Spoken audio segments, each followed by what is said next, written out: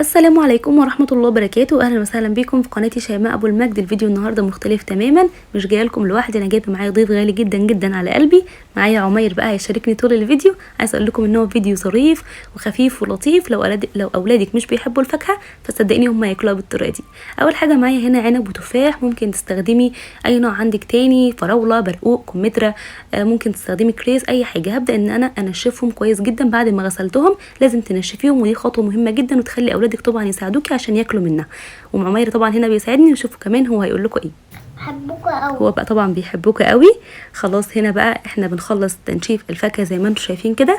وبعد ما ننشفها معايا هنا عصيان الشيش طاووق، هبدا ان انا احط فيها العنب والتفاح زي ما انتم شايفين كده.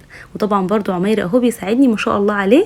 وزي ما قلت لك بقى تستخدمي اي نوع فاكهه مفيش مشكله خالص. انا التفاح اللي استخدمته ده تفاح بلدي مصري، يكون حجمه صغير او وسط، بلاش يكون حجمه كبير، ويكون معاكي ناشف ما يكونش مستوي او كده، عشان خاطر يستحمل سخونه الكراميل اللي احنا هنعمله.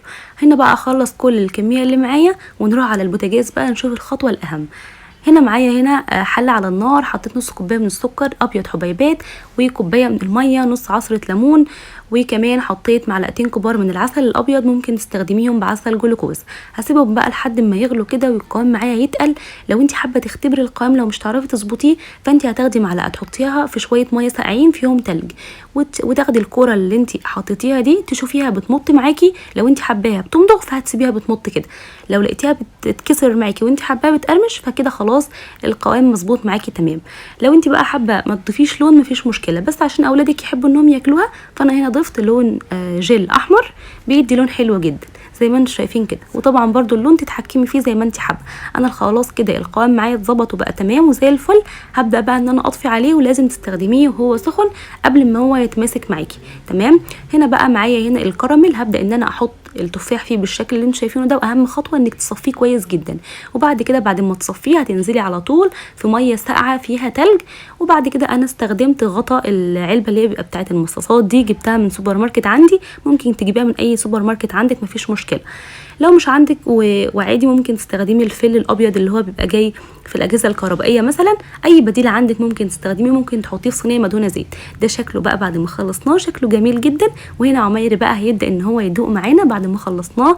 اهم حاجه برضو انك تدخليه التلاجة خصوصا في الجو الحار ده تمام. هنا عمير بقى قرر ان هو يدوق العنب، وانا هدوق معاكم التفاح. عايزه اقول لكم ان التفاح عجبني اكتر عشان هو مزز اكتر، العنب بقى مسكر، فحسيت ان هو هيجزعني فانا حبيت التفاح اكتر.